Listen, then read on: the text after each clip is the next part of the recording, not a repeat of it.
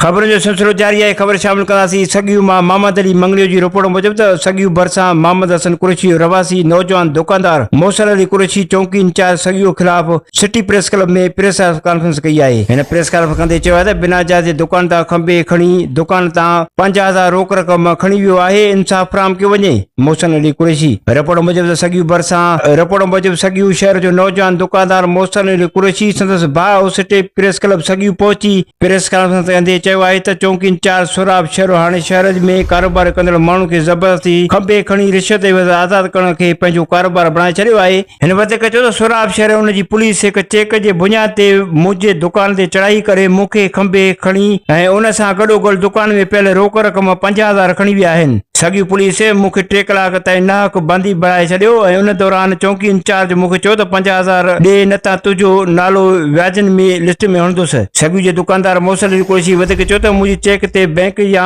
Court या का बि कार्रवाई न थियल। इन बावजूद 50,000 रिश्वत वठण बाद हिन आज़ाद कयो आहे। हिन DIG सखर SSP खैरपुर ऐं ॿिनि खे वसारण जी अपील कई आहे त नोटिस असी मूंखे इंसाफ़ न वञे। चौकी इंचार्ज सोराब शहर ख़िलाफ़ कानूनी कार्रवाई कई वञे।